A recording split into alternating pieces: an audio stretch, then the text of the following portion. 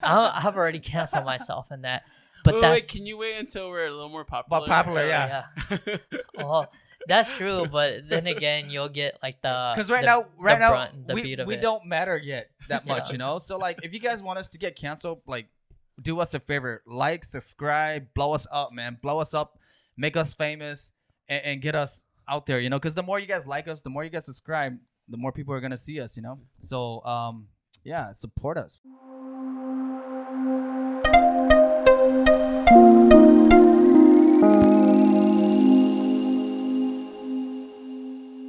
So, if you guys weren't offended by, the chink or gook or being called chink or gook, would you guys be offended if someone, did a chinky eye pose or a slant eye pose, drawing, slanting their eye, drawing their eyes back? Is that something that you guys would be offended about? Apple. Yeah, no, I think it's kind of like on the same wavelength as chink or gook, right? I think when I was younger, maybe I would be offended for the same fact that, I just thought they're doing it to me because I wouldn't stand up for myself, right? But yeah, I think it's like it's all together, chink eye, slant eye, and chink and gook. That's all in one. So I just kind of group it all together. I bet we've got some listeners that are probably thinking, man, these dudes are soft, right? They're not offended by nothing, or either that, or we're just too hard. But no, to your point too, like, I see the whole slanted eye thing. It's kind of the same as like calling me a chink and a gook. But I do want to point out why it doesn't offend me, right? Like, why I'm not bothered by that kind of stuff is because I'm obviously, I'm a little bit older now, a lot smarter than I used to be. I mean, a younger me would have like wanted to fight someone if they did that to me. Are you telling our audience to grow up? Yeah, grow up, people. No, no, it's like, you gotta pick your battles, right? Like, why are you gonna go into an argument with someone that's dumb? You know, like, if anybody's gonna do the chinky eye, call you a chink or a gook, that's obviously because they hate themselves, you know. And I wanted to reference something I heard in Joe Rogan's podcast with David Soul, right? And he was driving his dad to the beach, and he's in LA. So this is during COVID time, and they were at the red light, and this white dude, and his kid, his like 8-year-old kid, they were walking or something. They were at the light too, and as soon as the light was gonna turn green, the father and son, the father yelled out, "Go back to your own country," and did the whole eye thing. And he was saying that at that moment, it didn't bother him that guy did it. What bothered him more was the fact that his dad, his 80-year-old father, saw it. His dad is a lot older, and he thought about just stopping the car, going out and beating the brakes off that dude and his kid. Dad or him? Him. Okay. Yeah. So David Cho wanted to react to it because it offended him so much. But like Joe was saying, like, dude, those are hurt people, man. Like, hurt people will hurt people. I mean, what are you gonna do? Go beat them up and get sued? You got to pick your battles. You can't just react to everything that, I guess, incites like anger out of you. So yeah, those. I don't know, to me, it doesn't bother me. Yeah, I think it doesn't. I think I've learned it doesn't bother me as much anymore because I've learned to kind of own my identity. When people don't know their identity and they're trying to figure out who they are, what people say will hurt them because they don't know how to affirm themselves. Right. And so I think for me now, I've learned to, push back at people, but in a way, just brush it off. Be like, hey, that's not my issue. That's more your issue because you feel like you have to put someone down or to elevate you, right? Right. And for me, I've been on a journey of, hey, like, I know who I am and I'm secure in who I am. And that, I think that can sting a little still, but I've learned to brush it off or challenge people in that. So I think once you own yourself and who you are, what people say doesn't affect you as much anymore. you know. And so that's how I feel about, you know, the chinky eye or, you know, the chink or gook, even though it does sting still. Not saying that it doesn't, but that's been a long journey for me. I'm not saying that happened overnight and be like, oh, you know, I got thick skin overnight. That happened. I'm fixed now. Yeah. I'm good. Yeah. Yeah, no, that was a long journey for me of just knowing who I was, but that's the being secure in who you Right. are without letting people put you down or, you know, kind of just. I not think, firm. but I think that like sensitivity, like being sensitive, I think that depends a lot on how my day is going to.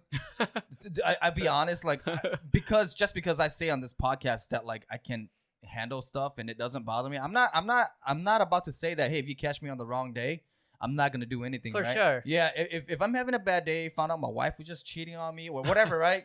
And I'm on my way somewhere and some dude just did a chinky thing to me. Oh, like I'd probably react differently, you know? Yeah, there are days that trigger us. Yeah. Anything triggers Mhm. us, and for me, I'm like, I need space. Yeah. Like, give me space. Yeah, you better give me some you space, know, man. Yep. and so unhealthy days, right? Because we have plenty of those in Oh, yeah. between our healthy days, Yeah. and you just Some need more space. than others. Yeah. And so those little things, you know, will trigger us. So even when we are healthy, Yeah. we don't need that. But when we aren't, you know, those things will trigger us Yeah. super easily. So, Yeah. Yeah. so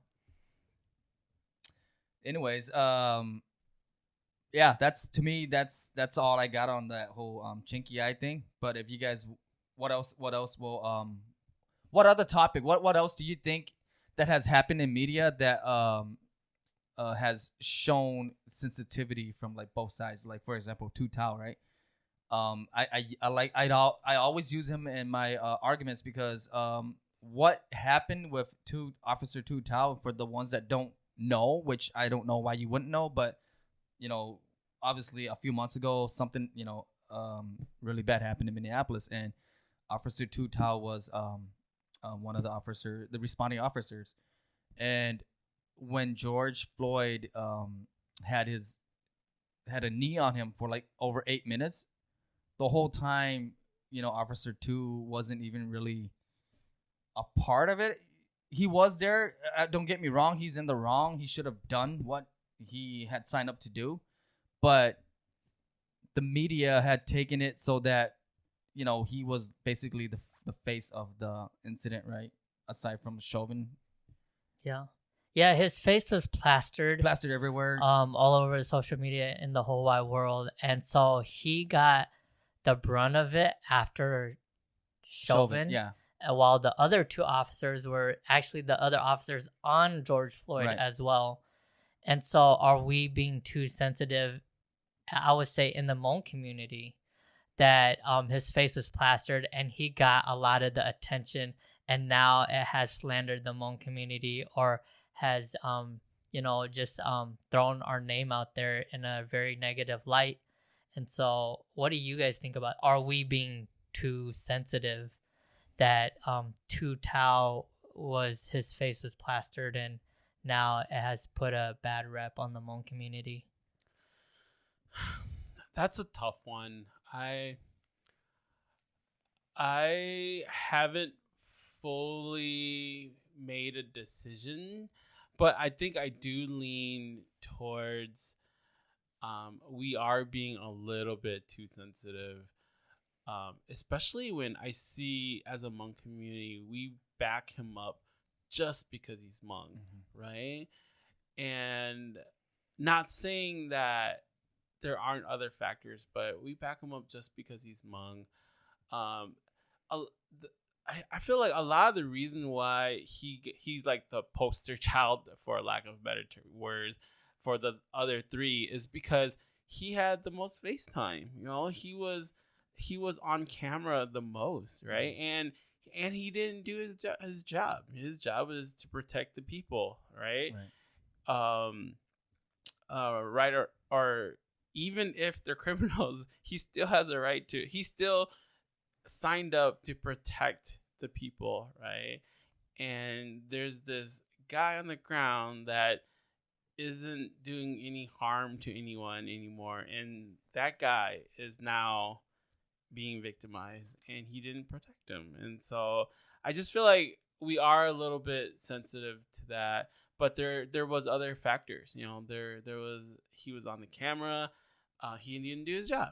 You know, and so I think what that whole incident exposed to me, I won't say that to everyone, but to me, one thing I do notice is that like it exposed how biased like the majority of the people are too.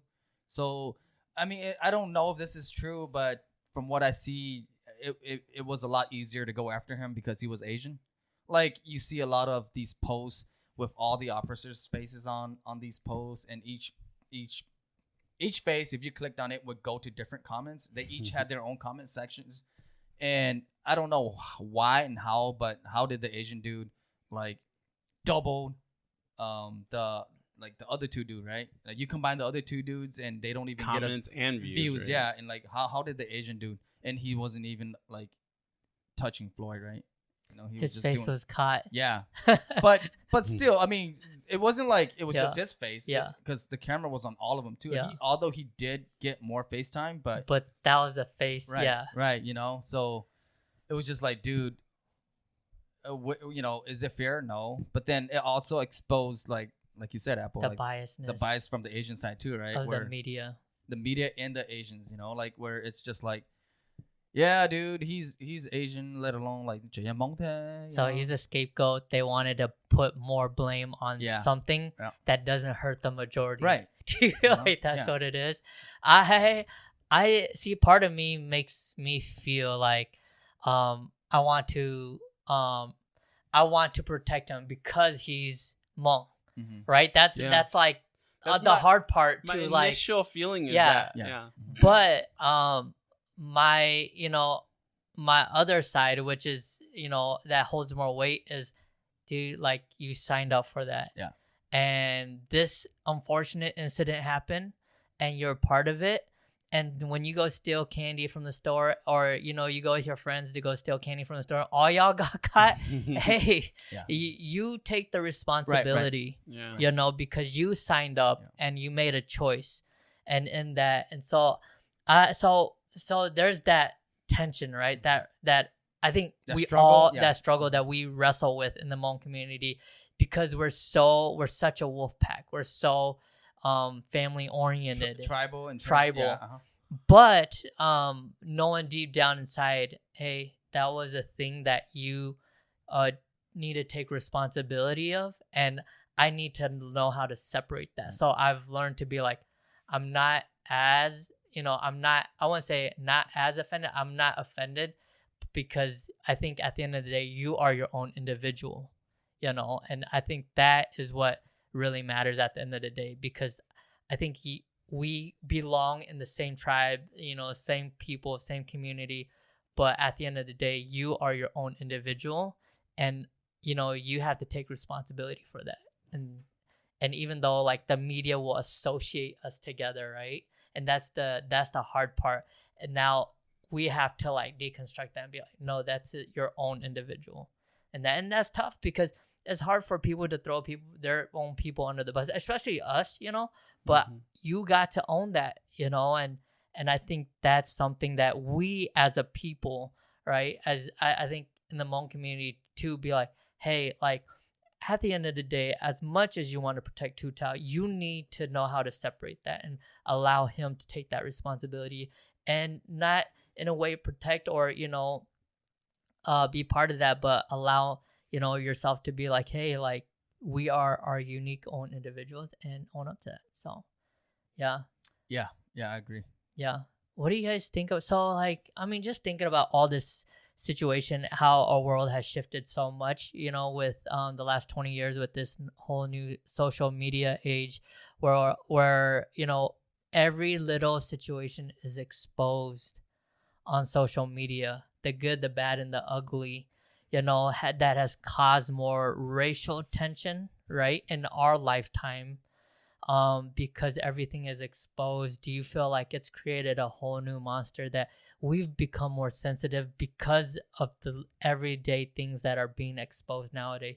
Because humans, like, it's ugly and it's messy, and now everything's being exposed, and social media has played a huge part in that. Do you guys feel like that is something that is beneficial for us to live in a culture to navigate with each other. So social media to me is like a double-edged sword, where it's obviously it exposes like everyone to everyone. So like with social media, Joe Schmo that lives out in the country, away from like society, he can actually access social, go on social media and be exposed to like other races, ethnicities, and cultures, which is a good thing. But at the same time, that could also be a bad thing too, right? Where now you're being exposed to other races, cultures, and ethnicities, and like anything that's different from yours, then you might not agree with. And like especially like when social media isn't really being used for what it was intended for. So now all we are seeing are just like the lowest of the lowlights, right? Like so you know, Or the highest of the highlights. right? But like the ones that bother me the most are why are they showing the negative stuff so much? Like it's never really positivity, but more so negativity because it garnishes more views. People are more into like negativity now. Yeah, the ratings. Yeah. Yeah, it draws the ratings and whatnot. Why do you think World Star is doing so good? Yeah. Because people want to see fights. People want to see people acting a fool. Yeah.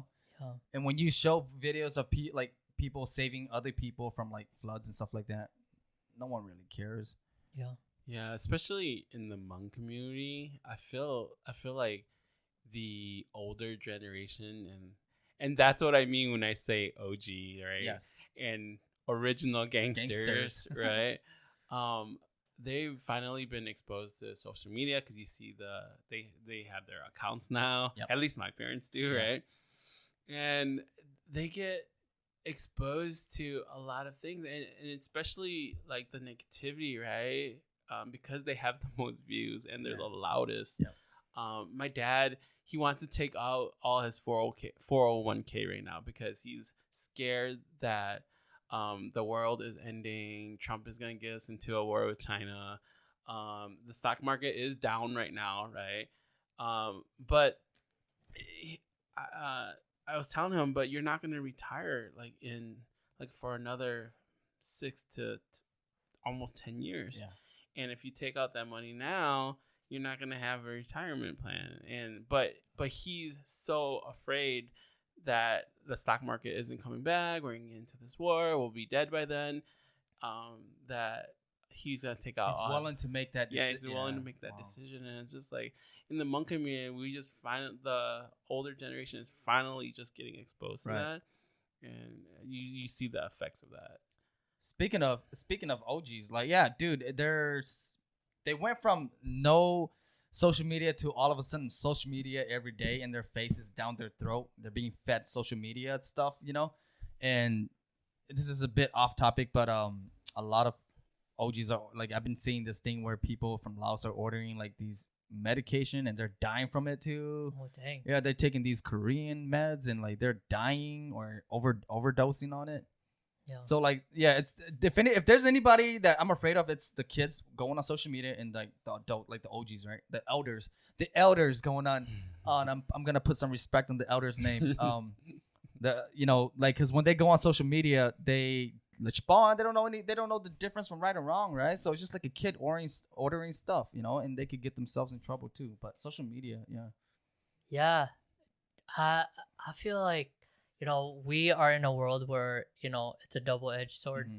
I think it exposes the good, in the bad, Mm-hmm. that things that are underneath the surface that needs to be uncovered because there's a lot of bad stuff that happens that behind the scenes that to other people that we can relate to, and it needs to be justified. But there's also things of just the everyday life where people is calling people out for like the crappiest, insensitive or sensitive things, and causing hate or causing attention. And so it's like, how do we, try to pull the majority in the middle or together? Because the extreme on the other side is everything is sensitive and everybody has to walk on eggshells, right?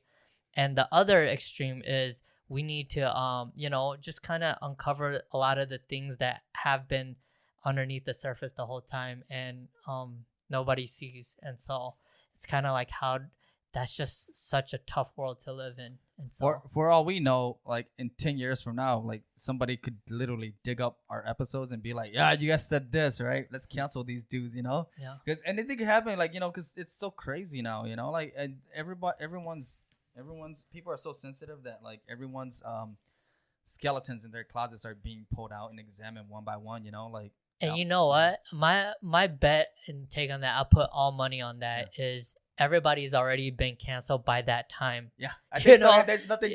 That's nothing what else to I'm be- saying. yeah, Like yeah. 10 years from now, the rate that we're going, Yeah. probably everybody will We'll be canceled Yep. at that time. So I'm gonna cancel myself first today. I've already canceled myself in that.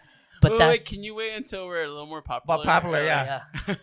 well, that's true. But then again, you'll get like the Because right the now, brunt, the we, beat of we it. don't matter yet that much, Yeah. you know. So like, if you guys want us to get canceled, like, do us a favor, like, subscribe, blow us up, man, blow us up, make us famous, and get us out there, you know. Because the more you guys like us, the more you guys subscribe, the more people are gonna see us, you know. So yeah, support us. Hey, if you enjoyed this episode of The Bamboo Ceiling, we'd love for you to subscribe, rate, and give us a review on iTunes.